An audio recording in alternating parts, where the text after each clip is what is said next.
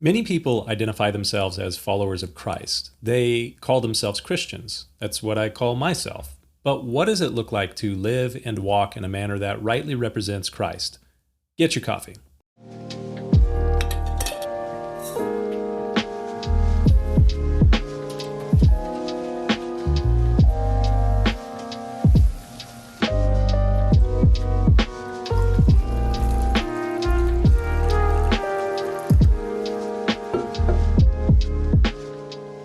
In several of his letters, the Apostle Paul exhorts his readers that they walk in a manner worthy of the Lord, or in a manner worthy of God or of the gospel.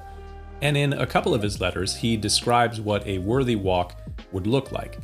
One of those places is here in Ephesians chapter 4, and the other is in a book that we'll be reading through later on this week, the book of Philippians. Both of Paul's descriptions of conduct befitting a follower of Christ are rather similar, which isn't all that surprising. Ephesians and Philippians were written near about the same time. But the words that Paul wrote to the Christians living 2,000 years ago in a Greco-Roman world are, I believe, very fitting for us at the moment that we are living in. We are living in divided times. The nation that I live in is divided on many, mostly political issues, and these divisions have found their way into churches and friendships and families. Over the last year, in a very big way, they have divided people who once upon a time were united. In fact, in the last year, virtually every church has experienced a church split over these divisive things. Things like masks and vaccines, shutdowns, elections, racial conflict, and critical theory. These things have divided churches and families, and it does not appear at this moment that the division is going to cease in the immediate future. And that's unfortunate, especially since such things distract from the work that we as Christians ought to be engaged in. And when Paul wrote to the churches at Ephesus and Philippi, he was writing to individuals that were easily distracted by trivial issues just like we are. So Paul writes to the church and he says, I therefore, the prisoner of the Lord, beseech you, I beg you that you would walk worthy of the calling with which you were called, with all lowliness and gentleness, with long suffering, bearing with one another in love, endeavoring to keep the unity of the Spirit in the bond of peace. I'm begging you, he says, walk in a manner befitting a disciple. And what does a manner compatible with Christ look like?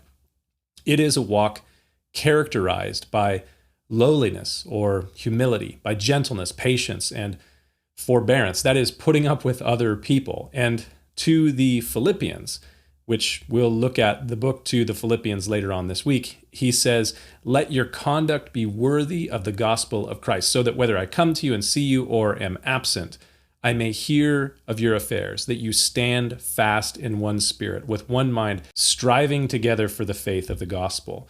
Later on, he goes on to say, by being like-minded, having the same love, being of one accord and of one mind, let nothing be done through selfish ambition or conceit, but in lowliness of mind, let each esteem others better than himself. Let each of you look out not only for his own interests, but also for the interest of others. Paul's message is consistent. Conduct worthy of the gospel of Christ, worthy of the calling wherewith we are called, is patient, humble, and gentle. It is a commitment to humility and kindness, which esteems others better than ourselves. And that takes work.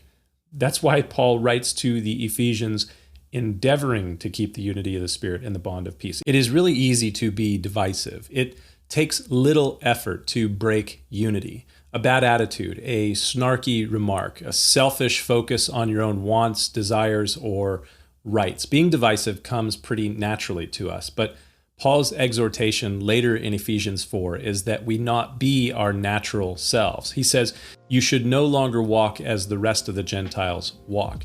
You should put off concerning your former conduct the old man, which grows corrupt according to deceitful lusts, and be renewed in the spirit of your mind, and that you would put on the new man, which was created according to God in true righteousness and holiness. And then he goes on and says, and be kind to one another, tender-hearted, forgiving one another, even as God and Christ forgave you.